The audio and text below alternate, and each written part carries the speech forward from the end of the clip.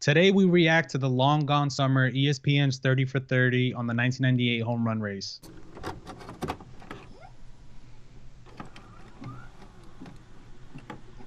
And what's up, everybody? I'm Manny at MannyGo3 on Instagram and Twitter. That's Luis at HovaMojo on Twitter. Welcome to the show. Don't forget to hit that subscribe button. Leave us a comment as you watch the show. Anything you want to reflect on, anything we're saying that you don't like that we're saying, hit that comment down there. We'll respond to you. Today we're talking about the long gone summer, the 30 for 30 ESPN doc about the 1998 home run chase. And as I was doing some research for this today, Luis, I discovered a theme in my research. So I've decided to call this Two Truths and a Lie. What you may not have known about the 1998 home run chase. Actually, we're not going to play. I'm just going to tell you two truths and a lie. All right? So, all right. And then we could react to it. We could react to it and, as I tell you the truth and as I tell you the lie, we can react to it, all that stuff. We just have a discussion here. It's just me and you here. Nobody else is here with us. Actually, there's a whole bunch of viewers right now, hopefully. But thousands. Here we go. Truth number one. Did you know that prior to the 1998 season, people were expecting this record to be broken in 1998? This is something that I really didn't think about until my research today. Is this something that you were aware of at the time, Luis? No, I wasn't aware at the time. I was not aware, Manny. No. Okay, so people were essentially expecting this to happen. As a matter of fact, on the screen right now, there's a cover of the 1998 Sports Illustrated that came out in March, right before the season started. And it says, "Get ready for a slugfest, why Maris's record and a lot of others could fail." People thought that this was going to happen, and this is the reason why. And this actually leads me into truth number two right off the bat. Truth number two is that the home run chase was really a three-man chase, not a two-man chase. It wasn't just Sammy and McGwire. Somebody else was involved in this chase. So I'm going to try to connect why people expected it to fall and what the three-man chase was. So though people did expect this home run chase, like I said, it was a three-man race. And the people involved in this race were Sammy Sosa, Mark McGwire, and let me see if you can guess who. And while you guys are watching, write down in the comment section who you think is the third person who was involved in the home run chase. What do you think, CT? In all of MLB? For 1998, which player do you think was also involved in this home run chase?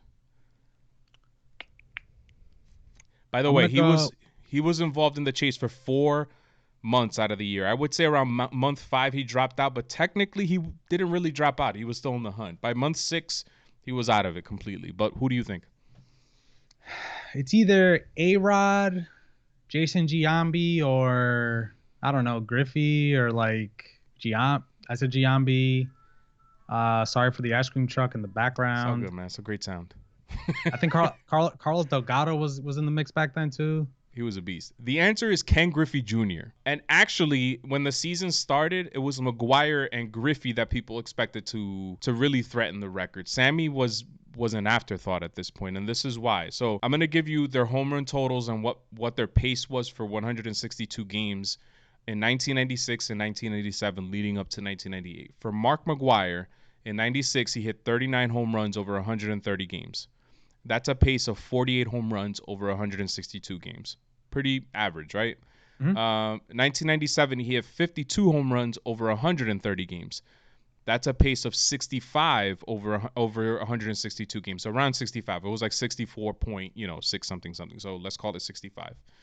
So in 1997, there was an indication that McGwire could actually threaten this record. That, oh shit, this guy has the power to do it. For Ken Griffey Jr., in 96, he hit 49 over 140. That's a pace of 57 over 162.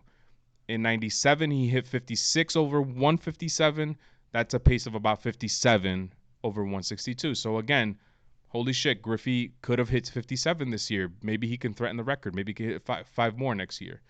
Then you have Sammy Sosa, who comes out of the blue. In 96, he hits 40 home runs over 124. That's a pace of 52. And in 97, he plays a complete 162 games, and he only hits 36 home runs. Nobody thought Sammy was going to come close to this. So enter the 1998 season. In the first month, both McGwire and Griffey hit 11 home runs. They're tied. Sammy Sosa only hit 6. An afterthought. Nobody thought he was going to be a part of the race. The next month, we're in May now, Big Mac separates himself. He hits another 16. Griffey hits 8. Their totals jump to 27 and 19. McGwire leads, right? Sammy only has 13. Nowhere to be found. Then what happens in June? Sammy hits 20 home runs in the month of June alone and enters the race. So now Sammy has 33, McGwire has 37, and Griffey also has 33. By the end of July, McGwire was leading with 45, Sosa with 42, and Griffey with 41. They were all on pace to hit 62 or more home runs. So July, 4 months into the season, Griffey is in the hunt. Why don't we talk about Griffey in this race too? Never jumped into my mind. Even that summer, I never thought it was always Sammy and McGwire. Yeah, I mean, it was Sammy McGwire, man. Like, they were in all the McDonald's commercials, like Big Mac, Big Mac.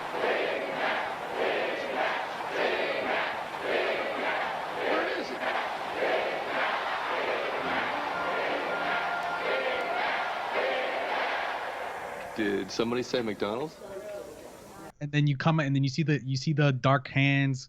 It was Sammy instead of Big Mac. It's no longer the white guy. It's Sammy Sosa. For all Dominicans, all people of color out there, he's like, no, it's not Big Mac. Damn, but I'm eating a Big Mac. Crazy. Who remembers those? Commercials? If you remember those commercials, the McDonald's commercials, leave a comment in the descriptions, and let's reminisce about the '90s, the greatest decade that humanity has ever lived through. Truth. You know. So by August, the race is getting out of hand. Both Sammy and McGwire have 55 home runs. Griffey only has 47. He's starting to drop out. He's still on pace to hit in the high 50s, though. Who knows what could happen in September? September comes. McGwire hits 70. Sammy 66. Griffey ends with 56 home runs. So that's your second truth. It was a 3-man race. And now here comes your lie, CT. There's a misconception, and I really didn't know this until today. I did a really deep dive here. People think that the home run chase saved baseball. False. That is a lie. After the strike-short 1994 season, which canceled the World Series for the first time in the history of the game, baseball never reached in the 90s the attendance levels that they reached in 1993. So baseball was on pace to just take over the sport, take over America, continue being America's pastime. The strike happens, attendance drops insanely. I'm talking 20% in 1995. It rises only 6% in 97, only 4% in 98. And then what happens in 1999? Attendance drops again. But it's not by much. It drops a little bit, like less than a percentage. So it didn't bring more people to the sport as we thought. On the other hand, though, when Sammy and McGwire were on TV, people were watching. ESPN set its attendance record, its ratings record for baseball in that time, and so did, I think, Fox.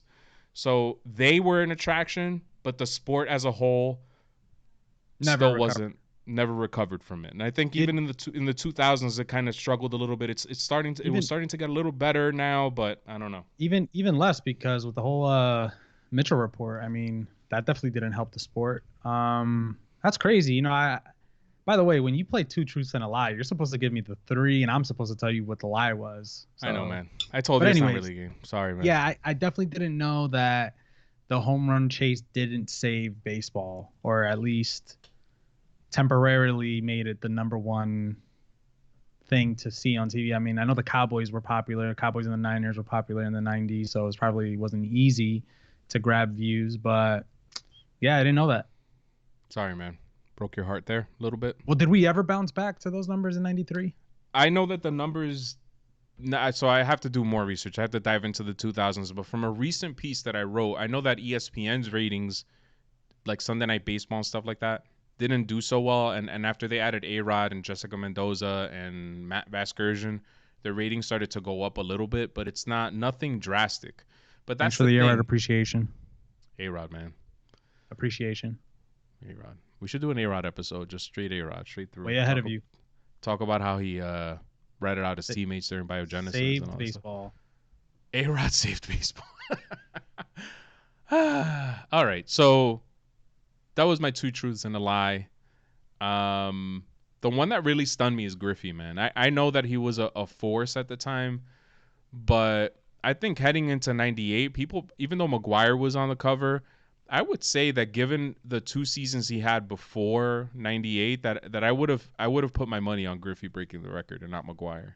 Yeah.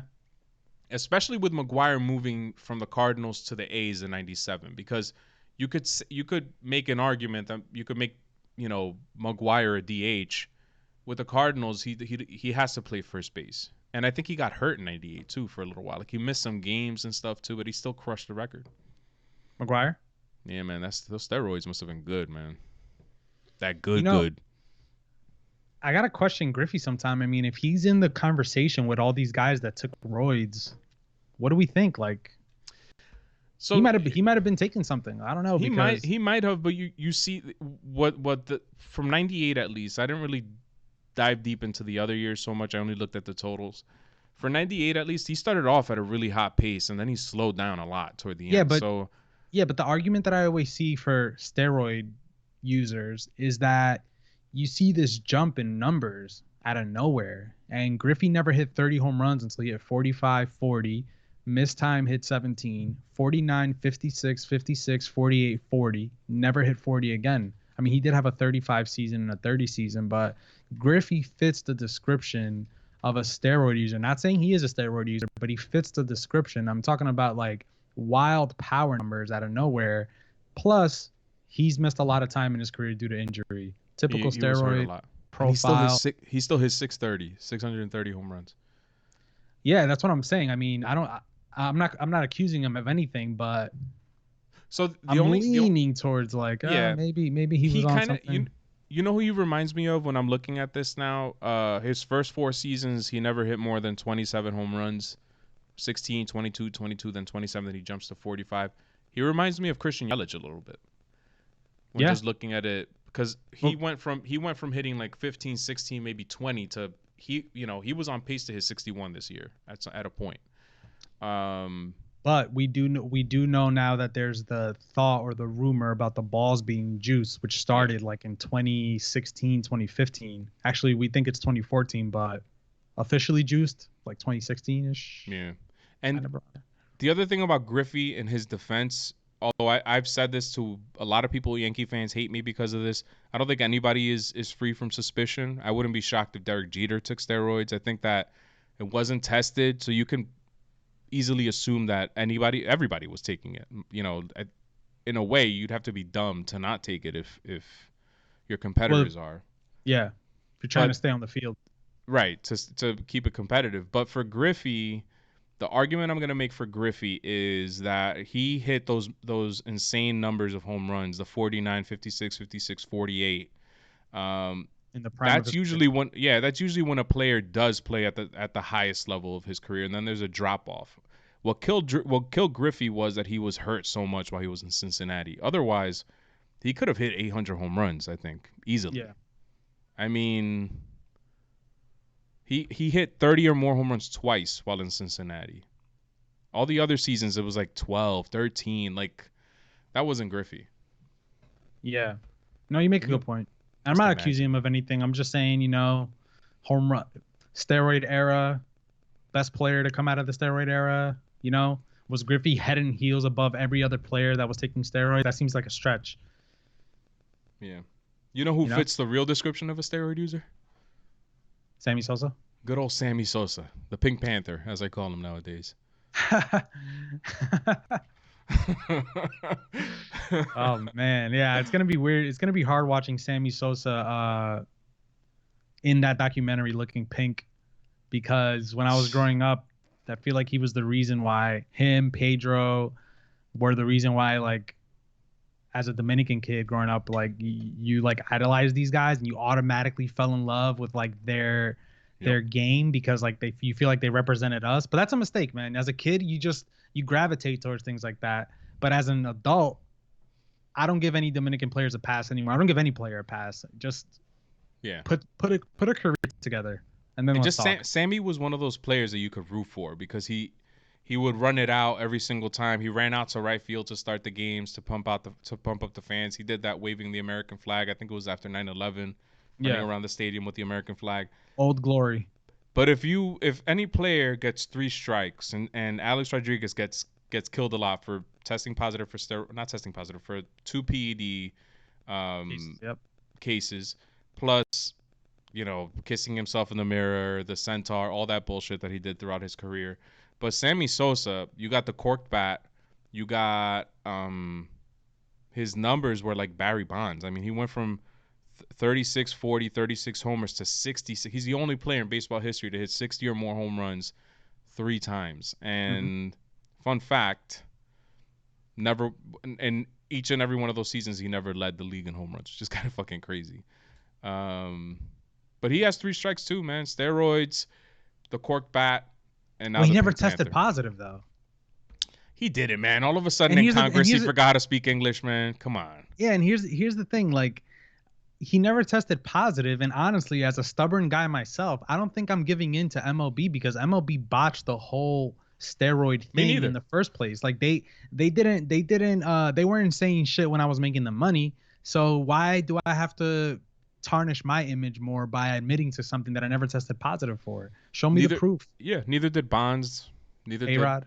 Well, A-Rod did this. Did he? No. Wait, he tested positive in the same one that Ortiz tested positive in, but that was supposed to be kept under wraps, and it was leaked. What I'm saying is that I wish Sosa would come forward and admit to him taking PEDs, but I understand why he hasn't yet. You know, like I want MLB to say thank you guys for taking steroids and us. Thank you for generating revenue for us at a time when the sport needed it. Not what they ended up doing, which was completely making these players out to be criminals. I mean, no, what baseball does in controversies is that it shoots itself in the foot. Like, yeah, players test positive in the NFL all the time, and it's not a big deal. It's like, okay, tested positive, suspension. In baseball, it's like leaks over here, leaks over there, controversy. Oh my God, what are we gonna do? Make this rule. That record is tarnished. This right. Like, who gives a fuck, man? The game was entertaining. And you know what it is? Baseball's 100 years old, or like 150 years old, or whatever the hell it is. I think like MLB that we see today, NLAL, is like 100 and something years old. But the entire sport of baseball as like a professional thing is like 150 years old. And I think that because it's so old, we like live by those records. Like what made people. But there's idols. Hypocrisy involved in that too, because we did an episode on why Babe Ruth actually hit 715 home runs. Like, a home run, the way we see it today, wasn't the same that they saw it, back in the 1800s or in the early 1900s. Like, a ground rule double was a home run back in the day. The rules, they didn't start counting RBI until 1920. Like, you have the dead ball era, you have the live ball era, you have, during the 60s and the 50s, they allowed them to take greenies before games and shit like that. It's just like, there's just hypocrisy. I think there's like a hunger for controversy, and because baseball's so old and because baseball was the most popular sport in America for so long, it's like primed for controversy. Whereas in the NFL, you're watching 2 gladiators fight. You know what I mean? You're watching probably the most violent action on the field. So people are expecting, of course, they're going to take steroids. But they don't in baseball. But it's like, One thing about Babe Ruth that I always want to point out that people always try to not take away from what he did, but like he was the first true home run guy. Like nobody was hitting home. I don't think anybody hit more than 20 home runs in a season before Babe Ruth did, and he ended up hitting 60, or 50 or 40, whatever it ended up being. So that's the argument that I always want to tell people, like, Babe Ruth couldn't get it done today. Who knows? Under the right training, that guy might have been like Mike Trout. Like there was something special about Babe Ruth at the time. I think we got to appreciate that. Same goes for any other era. Any players that stood out in their respective eras, I think they would compete in today's game. And that's like not acknowledging, Bill Russell as an all-time great in the NBA or Wilt Chamberlain. Those guys didn't have a 3-point line back in the day. The game was completely different. They were like, they were probably the tallest guys on the court. You know what I mean? Like, yeah. But you acknowledge those guys because, maybe in today's game they might not have competed as much or as well as they did back then. But you know what? They're not playing in today's game. They played at a time where they stood out. The same thing could be said for a guy like LeBron James. Who's as athletic or as fit as LeBron James is in the NBA? You know what I mean? Mm-hmm. But 10 years from now, I bet every single player is going to look like LeBron James. And 15, 20 years, 30 years, 40 years. When Nah, this planet I when this planet think officially melts. I think LeBron James is the peak. Yeah. I don't know, man. I mean, in terms of physical and skill, yeah, like there's guys in the NBA today that are as freakishly built like LeBron, like Zion, Giannis. Giannis is a good example. I would throw Dwight Howard in that, like prime Dwight Howard in that mix of like skillful athletic monsters, but like LeBron has handles, he could pass, he could shoot. Like I don't know. I think LeBron's it, man. I think that's as good as we're gonna get. So, the home run chase, man. Yes. That summer was just so incredible, man. I envy. I don't envy. I feel bad for kids that grow up today and didn't get to experience something like that, because that was just. I used to collect the newspapers. I think I still have the newspapers. Yeah, I remember that. I remember so weird. Right? Having like a faded newspaper of Sammy Sosa was like just so. And it was seeing the numbers, it's so special, you know. And then seeing them compared to Mantle and Maris, you know, like seeing. I remember the newspapers showing like Sosa, McGwire, and then Maris and Mantle, and just seeing like the TV. It's almost weird. Like I also remembered like the All-Star game, '99, I think it was, and it was like cartoon characters that had like it was a good time. And it was a different time too. Like ESPN didn't have all these shows on, so they literally repeated SportsCenter all morning. So if you were a kid during the summers, I used to watch SportsCenter like 4 or 5 times just to catch that same highlight, like that same bomb that McGwire hit or that Sosa hit, or holy shit, Griffey, look at this, like that swing, imitating that swing.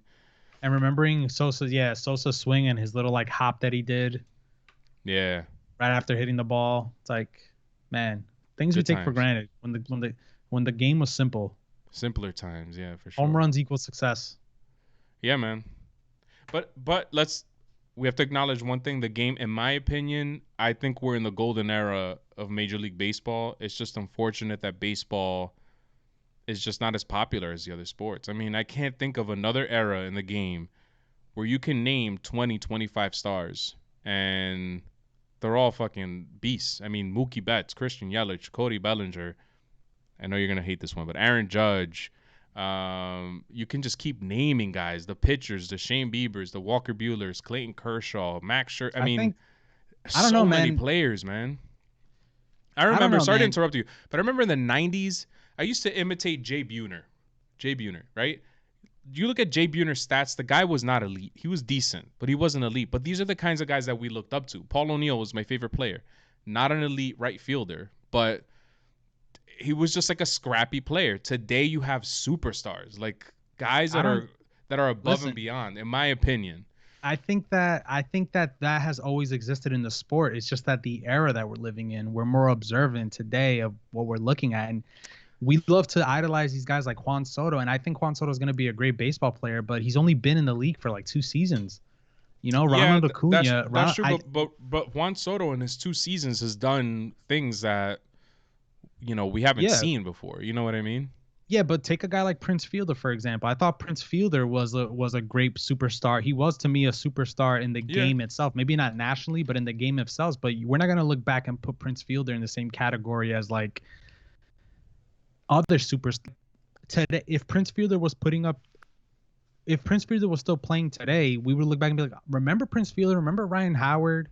Remember I just think that it's the same mistake that we make all the time. Like we open up ESPN.com and say, or Bleacher Report, and it says the new breed of athlete. Look at Aaron Judge. Well, what about Frank Thomas? What about Yeah, but that's what I'm saying. There, in that era, you had Frank Thomas, Albert Bell, Ken Griffey Jr., McGwire. Sosa didn't really burst into the scene. Like, he was a beast, but he really didn't make a name for himself until that 98 season. Yeah, but there was a bunch of other players. Like, yeah, no, there was.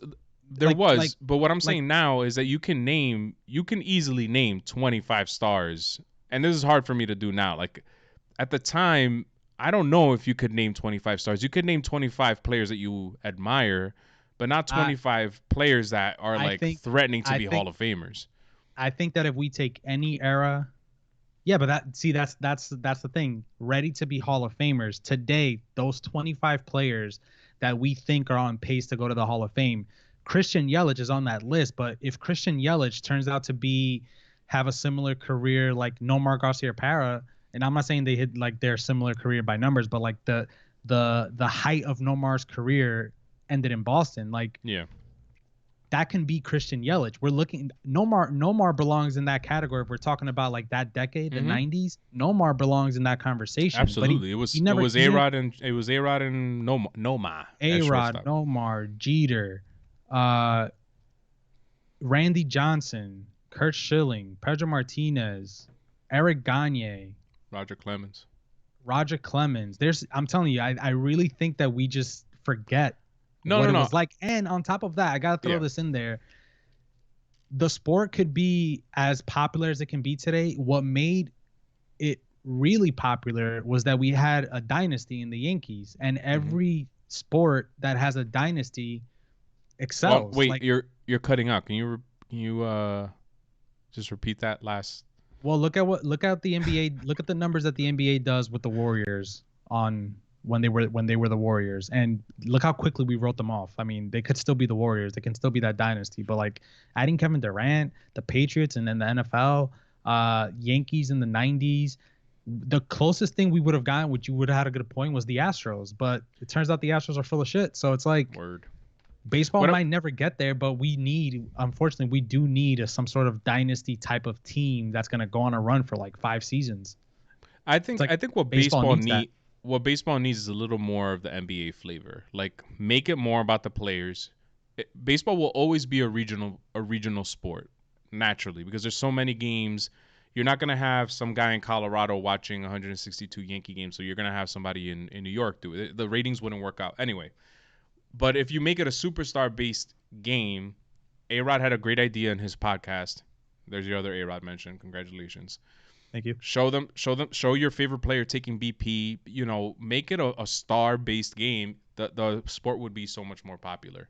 But I think the problem is that it's regional, and you have fans in Miami checking out because their teams aren't competitive. The focus is more on the team as opposed to the player. Well, I'm gonna look at the cause and effect. It's never gonna be about the player because you don't have to impact the game. It's impossible for you to impact the game. Like no baseball player besides a pitcher has the ability to impact the game at any given moment. In basketball, you get the ball. But you as a Red Sox fan, tell me you weren't watching every single time Alex Rodriguez came to bat. Yeah. That's the point that I'm trying to make. Make it more star-based. Make the star the show. But what I'm saying is that can only go so far. I mean, in the NBA or the NFL, your star player shines regardless. In MLB, that's not always the case. Over the course of a season, it might be. But in every game to game, I think it works in the NBA because the NBA, like LeBron's gonna bring the ball up no matter what. So it's like it's different to me. I don't know. It's just I would do like the NFL has the Red Zone channel. They should make MLB Network or MLB should make a network somewhere. I don't know what you would call it, but just have a rolling, have somebody announcing or whatever, and just show elite hitters as they come up to bat. Like, oh, we're gonna turn to Los Angeles to check out Mike Trout now. We're gonna tune to all right. There's Mike Trout's at bat. All right, let's go to New York. Let's go check out Gleyber Torres. All right, there you go. But you would have so much content. And I think people would watch. That would be a good idea. That would be a good idea, man. I can't dispute that. Manfred, I'm available, man. So I got you, and I'll be cheap because just trying to get started out here. I hate you though. All right. So Long Gone Summer this Sunday at 9:00, I think it is. I'll definitely be watching. You guys should check it out too. That's all we got for today, guys. Don't forget to hit that subscribe button. Smash that subscribe button, as people say. Beat the shit out of that subscribe button. Kick it. Whatever you want to. That like button. Hit that like button instead. That thumbs up. Yup. And if you hit that thumbs up, tell us why in the comment section. If you hit the thumbs down, which it happens, tell us why. Leave us a comment. We like to improve. We like feedback. And also check out the podcast. It's available wherever podcasts are available. You just search Welcome to the Show. We should be the first one that pops up on most platforms. I know it does on Apple Podcasts. So go on there, leave us a review, and rate that show as well. And like I always say, I'm Manny at MannyGo3 on Instagram and Twitter. That's Luis at HovaMojo on Twitter. This is the Welcome to the Show podcast at WT The Show on Instagram and Twitter. Thanks for watching. Peace out, everybody. Peace.